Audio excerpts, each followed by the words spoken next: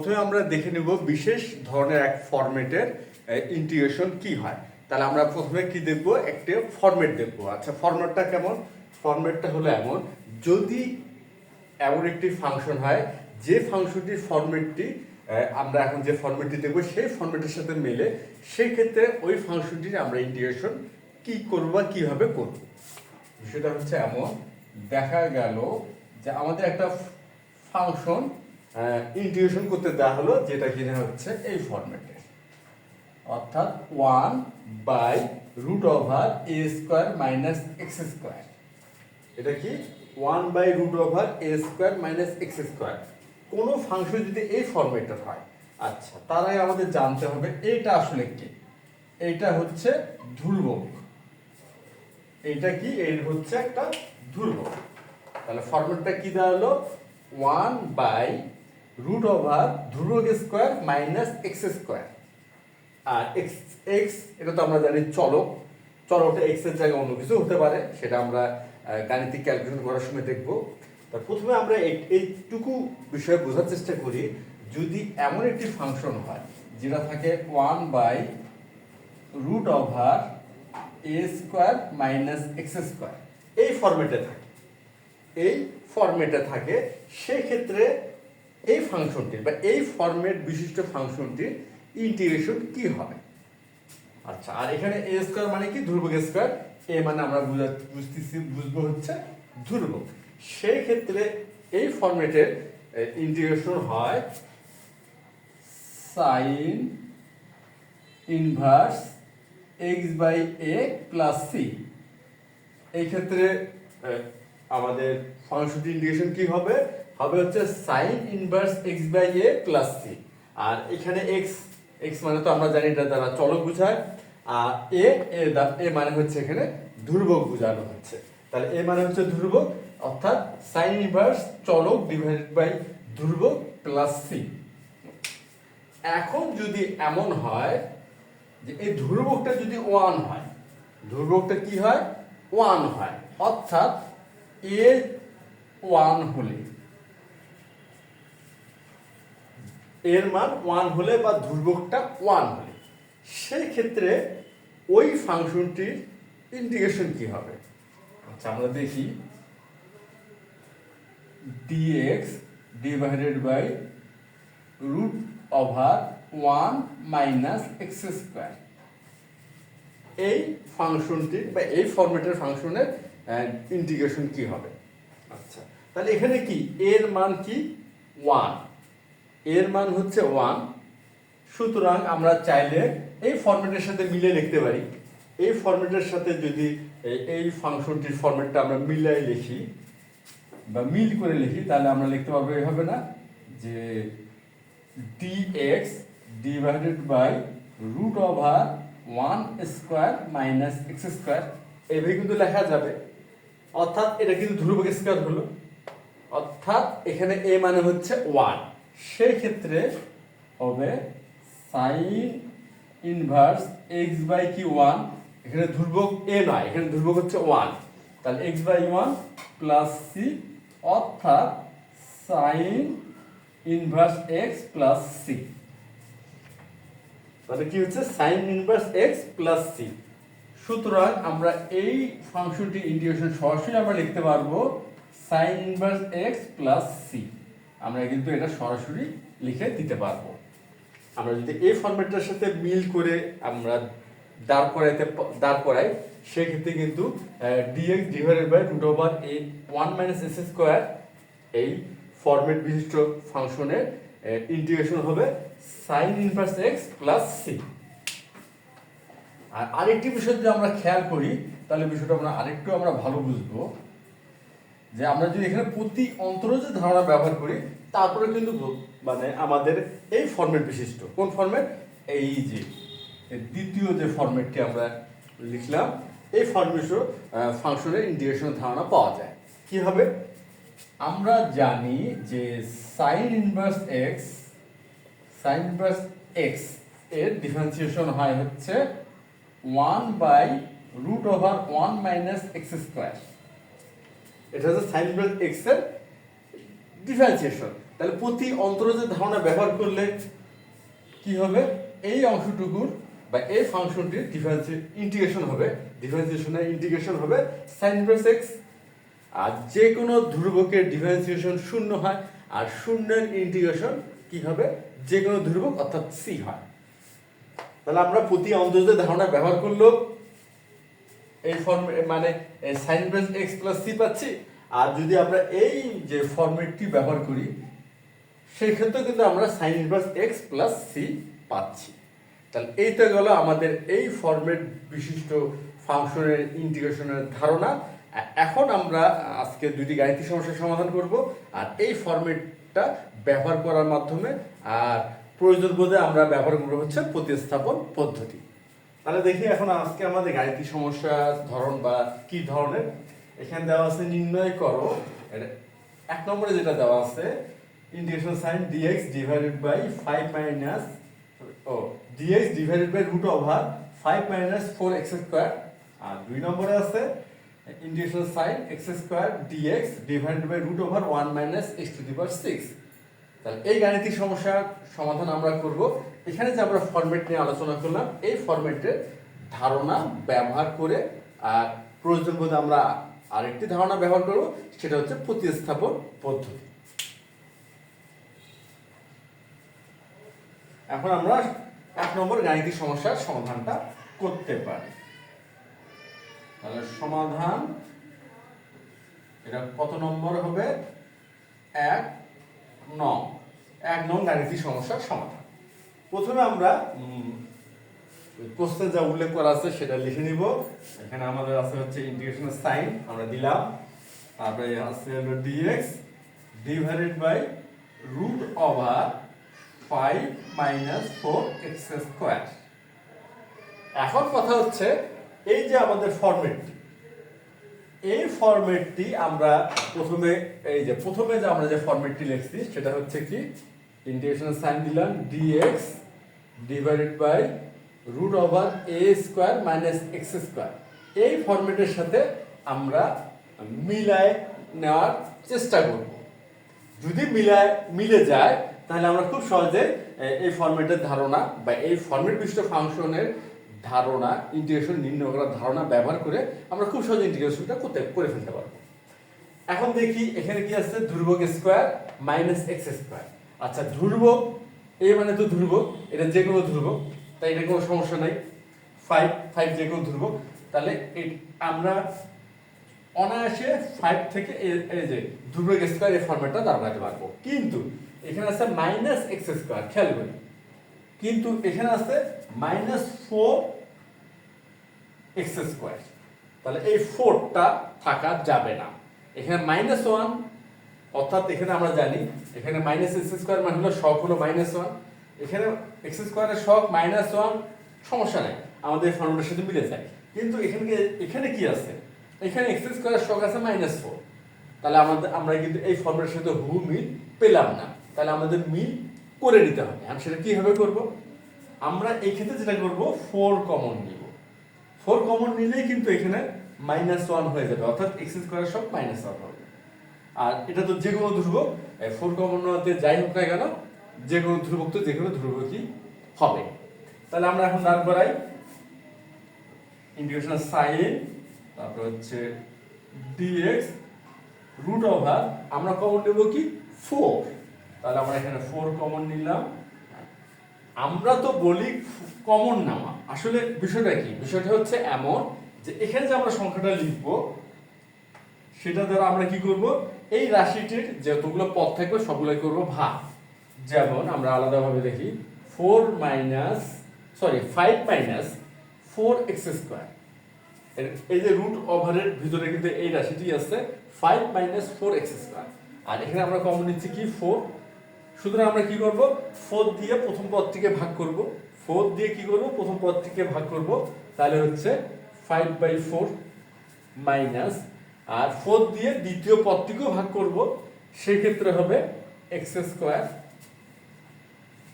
অর্থাৎ 5/4 minus 4x square by 4 সমান সমান হবে 5/4 মাইনাস x স্কয়ার। সুতরাং আমরা কিন্তু পেয়ে গেলাম। এখন দেখি, হ্যাঁ এক্স স্কোয়ারের সহগ কিন্তু -1 আসছে, যেটা কিনা হচ্ছে আমাদের ফরম্যাটের সাথে মিলে যায়। তাহলে এখন 4 কমন নেই, তাহলে এখানে আমরা পাচ্ছি 5/4 মাইনাস এক্স স্কোয়ার।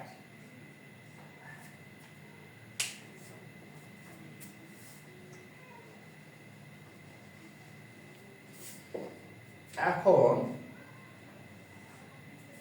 এখানে আমরা যে কাজটি করব, এই যে 4 কি আছে, এই যে রুট ওভারের ভিতরে 4 আছে, তাহলে এটা যদি বাইরে নিয়ে আসি তাহলে হবে 2। কেন 4, 4 বা 4 এর বর্গমূল 2 হয়, সুতরাং এটা dx, এটা হচ্ছে 2 রুট ওভার দিলাম। আচ্ছা, এখানে আছে কি 5/4, আমরা কি করব, এই যে ধ্রুবক স্কয়ার এই ফর্মুলাটা নিয়ে আসবো। এই যে a স্কয়ার মানে কি ধ্রুবক স্কয়ার, এখানে আমরা তাহলে কি করব, √5/2 হোল স্কয়ার দেব। দেখো মানের কিন্তু পরিবর্তন হলো না, আবার ফর্মেটটাও নিয়ে আসলাম। মানের তো পরিবর্তন করা যাবে না, এই জন্য √5 এর উপর স্কয়ার মানে কি 5, আর 2 এর উপর স্কয়ার মানে হলো 4, তাহলে আমরা 5/4 ই ঠিক রাখলাম, আবার ধ্রুবক স্কয়ার এই ফর্মেটটাও নিয়ে আসলাম। আর এখানে এক্স স্কয়ার যা আছে তা তো থাকলোই। এখন বলা যেতে পারে আমাদের এই ফর্মেটের সাথে এটা কিন্তু হুবহু মিলে গেছে। আর এখানে মানে /2 আছে, তাহলে এটাকে আমরা চাইলে লিখতে পারি 1/2, আমরা কিন্তু এটা 1/2 লিখতে পারি। Integration sign dx root over the √5/2 whole square minus x square, তাহলে ইকুয়াল হাফ তো হাফ থাকবে, এটা গুণ।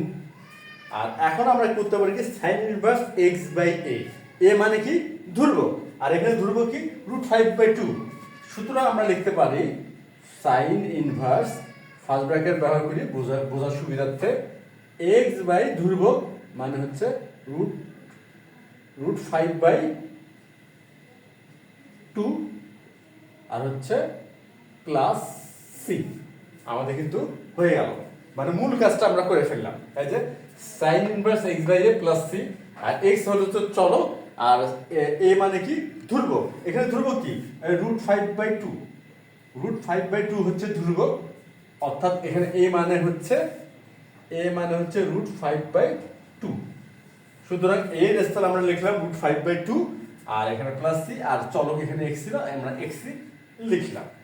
আচ্ছা, এখন এখানে তো হচ্ছে ভাগ, আর ভাগ মানে কি গুণ হয়, এটা এই যে ডিভাইডেড বাই যে ভগ্নাংশটি আছে, আমরা খেয়াল করি x ডিভাইডেড বাই √5/2 সমান হবে x ইনটু 2/√5 সমান হবে 2x/√5। এই যে বিষয়টা, তাহলে এটা আমরা লিখতে পারবো কি 2x/√5।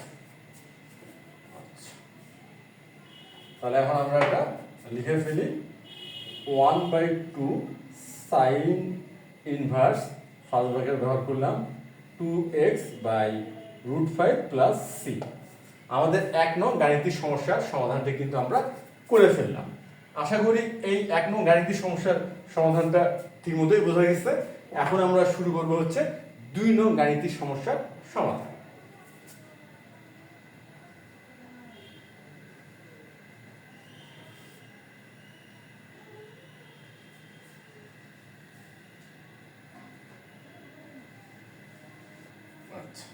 এখন আমাদের শুরু হবে 2 নং গাণিতিক সমস্যার সমাধান। তাহলে 2 নং, এখানে আমাদের 2 নং এ কি দেওয়া আছে, আমরা আগে প্রশ্নটা লিখে ফেলবো। ইন্টিগ্রেশন সাইন, আমরাও দিলাম ইন্টিগ্রেশন সাইন, তাহলে x square dx divided by √1 minus x to the power 6। আমরা চেষ্টা করব এই যে খেয়াল করি আমাদের এই যে দ্বিতীয় যে ফরম্যাটটি, এই যে dx divided by √1 minus x square, এই ফরম্যাটের আদলে এই ফরম্যাটটাকে দাঁড় করাই। এই জন্য আমরা এই ক্ষেত্রে ব্যবহার করব হলো প্রতিস্থাপন পদ্ধতি। প্রতিস্থাপন পদ্ধতি ব্যবহার করার মাধ্যমে আমরা এই ফরম্যাট থেকে আমাদের এই যে দ্বিতীয় যে ফরম্যাটটি আছে এই ফরম্যাটের মতো করে দাঁড় করাবো। আর দাঁড় করাতে পারলে আমরা খুব সহজে এই ফরম্যাট বিশিষ্ট ফাংশনের ইন্টিগ্রেশন নির্ণয়ের ধারণা ব্যবহার করে আমরা তার ইন্টিগ্রেশনটা নির্ণয় করে ফেলতে পারবো। আচ্ছা, তাহলে এখানে আমরা কি করব, প্রতিস্থাপন পদ্ধতি ব্যবহার করব। এখানে কি আছে, এক্স স্কয়ার। আচ্ছা, তার আগে আমরা দেখে নিচ্ছি যে x two the power N এর ডিফারেন্সিয়েশন কি হয়। এটা আমরা যদিও জানি, তারপর আমরা দেখতেছি যে এক্স টু দি পাওয়ার এর ডিফারেন্সিয়েশন হয় n into x two the power n minus one. এটা হচ্ছে x two the power n এর ইন্টিগ্রেশন না, ডিফারেন্সিয়েশন। এটা হচ্ছে x two the power n এর ডিফারেন্সিয়েশন নির্ণয়ের একটা ফরম্যাট বা ধারণা। এখন এটা যদি আমরা এই ক্ষেত্রে ব্যবহার করি, আর এখানে আনতে হবে আমাদের এক্স স্কয়ার অর্থাৎ চলক স্কয়ার। সুতরাং আমরা এখানে যদি এক্স কিউব সমান জেড অর্থাৎ এক্স কিউবকে যদি প্রতিস্থাপিত করি, তাহলে মানে আমাদের সব দিক দিয়ে সুবিধা হবে। কি হবে, যেমন এক্স কিউবের ডিফারেন্সিয়েশন কি হবে, আমরা যদি এই যে x two the power n এর ডিফারেন্সিয়েশন নির্ণয়ের ধারণা ব্যবহার করি, তাহলে হবে 3 ইনটু এক্স স্কয়ার। এই যে আমরা কিন্তু এক্স স্কয়ারটা পেয়ে যাব। আচ্ছা, আমরা নির্ণয় করার মাধ্যমে বিষয়টা আরো ভালো মতো বোঝার চেষ্টা করি। তাহলে এখানে আমরা ধরে নিচ্ছি, মনে করি এক্স কিউব সমান সমান হচ্ছে জেড। এখন কথা হচ্ছে প্রতিস্থাপন পদ্ধতির যে মূল বিষয়টা, আমরা যখন চলক পরিবর্তিত করি, কারণ এখানে কিন্তু চলক পরিবর্তিত হয়ে গেছে, এক্স চলকের স্থলে আমরা জেড চলক নিয়ে এসেছি, সুতরাং সেই ক্ষেত্রে আমাদের ডিএক্স কেও পরিবর্তিত বা প্রতিস্থাপিত করতে হয়। এখানে পরিবর্তিত মানে হচ্ছে প্রতিস্থাপিত, কারণ এক্স কিউবকে প্রতিস্থাপিত করব জেড দ্বারা। সুতরাং এখানে একটা কথা উঠেই আসে বা চলে আসে, প্রাসঙ্গিক যে বিষয়টা, সেটা হচ্ছে তাহলে ডিএক্স কে কি দ্বারা প্রতিস্থাপিত করব। এখন ডিএক্স কে কি দ্বারা প্রতিস্থাপিত করব, এটা নির্ণয় করার জন্য আমরা কি করে থাকি, প্রতিস্থাপন পদ্ধতিতে উভয় পক্ষকে করে থাকি ডিফারেন্সিয়েশন। আমরা ঠিক এই ক্ষেত্রে এই কাজটি করব, উভয় পক্ষে আমরা ডিফারেন্সিয়েশন করলাম বা করবো আর কি, শুরু করলাম। এখানে হচ্ছে জেড। এখন বা এই যে x two the power n এর ডিফারেন্সিয়েশন নির্ণয় যদি ধারণা ব্যবহার করি, তাহলে হবে 3x স্কয়ার। কারণ এটা কি হয়, n মাইনাস ওয়ান অর্থাৎ 3 মাইনাস ওয়ান, 3 মাইনাস ওয়ান মানে কি 2, তাহলে x কিউব বা এটা ডিফারেন্সিয়েশন হবে 3x স্কয়ার ইকুয়াল হচ্ছে dz dx।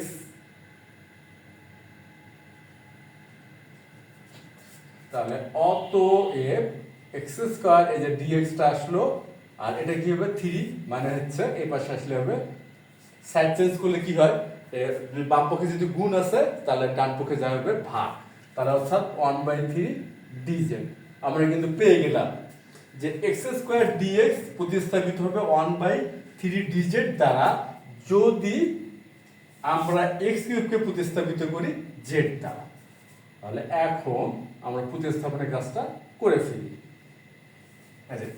X square dx এটা প্রতিস্থাপিত কি দ্বারা হবে, 1/3 ডিজেড দ্বারা। তাহলে আমরা এই 1/3 কি ধ্রুবক, তাহলে এখানে আমরা লিখে ফেলি 1/3 ডিজেড। যেহেতু ধ্রুবক, আমরা এটাকে ইন্টিগ্রেশনের সাইনের বাম দিকে লিখতেই পারি। আচ্ছা, রুট ওভার তো থাকলোই। আর এখানে খেয়াল করি, এখানে আছে 1 minus x to the power 6, 1 minus x to the power 6। এটাকে যদি আমরা এইভাবে লিখি যে 1 মাইনাস x কিউব, তার উপরে একটা স্কয়ার দিলাম, আমরা কিন্তু এইভাবে লিখতে পারি না, x কিউবের উপরে একটা স্কয়ার, তাহলে অর্থাৎ 3 আর 2 গুণ করলে 6 হয়, তাহলে 1 minus x to the power 6 এর স্থলে আমরা এইভাবে লিখতেই পারি। আর এইভাবে লিখলে কি হবে, আমরা এই যে x কিউবের স্থলে আমরা কি লিখছি z, বা x কিউবকে প্রতিস্থাপিত করলাম z দ্বারা, তাহলে আমরা এখানে আমরা জেডটা লিখতে পারবো, অর্থাৎ এখানে আমরা লিখতে পারবো 1 মাইনাস জেড স্কয়ার। আমরা কিন্তু এটা লিখতে পারবো, কারণ এই যে আমরা খেয়াল করি 1 minus Z, sorry x cube মানে হলো z, আর এখানে স্কয়ার আছে, চলে আসলো। তাহলে আমরা ঠিক এই কাজটা এখানে তাই করলাম। এখন যদি আমরা একটা বিষয় খেয়াল করি, এখন কি করব, আমরা একটা বিষয় খেয়াল করব, সেটা হচ্ছে কি, আমাদের যে এই দ্বিতীয় ফরম্যাটটি আছে dx divided by root over 1 minus x square, এই ফরম্যাটের সাথে কি এই ফরম্যাটটি, অর্থাৎ আমাদের এই ফাংশনটি, যে ফাংশন আমরা ইন্টিগ্রেশন করতেছি, যে ফাংশন আমরা ইন্টিগ্রেশন করতেছি, ওই ফাংশনটির এখনকার যে ফরম্যাট, মানে প্রতিস্থাপন করার পর যে ফরম্যাটটি আমরা পেলাম, এই ফরম্যাটের সাথে আমাদের এই দ্বিতীয় ফরম্যাটটি, এটাকে আমরা বলতেছি 2 নম্বর ফরম্যাট, দ্বিতীয় ফরম্যাট। এই দ্বিতীয় ফরম্যাটটির কি মিল পাওয়া যায়? একদমই মিল পাওয়া যায়। এখানে চলক হলো এক্স, এখানে ওই জন্য আছে ডিএক্স, আর এখানে চলক হলো জেড, এই জন্য আছে ডিজেড। অর্থাৎ এখানে সাইন ইনভার্স এক্স স্থলে জাস্ট চলক পরিবর্তিত হয়ে যাবে সাইন ইনভার্স জেড। আর এখানে 1/3 তো গুণ অবস্থায় আছে, এটা কোনো সমস্যা না, এটা আমরা গুণ অবস্থায় রাখবো। তাহলে 1/3 sine inverse z plus c. আমাদের ইন্টিগ্রেশনের মূল কাজটা কিন্তু হয়ে গেল। এখন আমরা কি করব? জেড কে প্রতিস্থাপিত করব। কেন? আমাদের মূল ম্যাথটা ছিল হলো এক্স চলকে, আর আমরা জেড লিখছি কার স্থলে? এক্স কিউবের স্থলে জেড লিখছি। সুতরাং আমরা আবার মূল চলক অর্থাৎ এক্স চলকে ফেরত যাব, ওই জন্য আমরা জেড এর স্থলে লিখবো এক্স কিউব। তাহলে এখানে হচ্ছে 1/3 sine inverse x cube, first bracket দিলাম বোঝার সুবিধার্থে, প্লাস সি। তাহলে আমাদের 2 নং গাণিতিক সমস্যার সমাধানটাও আমরা করে ফেললাম। তা আশা করি যে ধারণাগুলো ব্যবহার করার মাধ্যমে আজকে এই 2টি গাণিতিক সমস্যার সমাধান করলাম, এটা তোমরা সবাই বুঝতে পারছো। তাহলে আজ এ পর্যন্তই। ধন্যবাদ তোমাদের সবাইকে।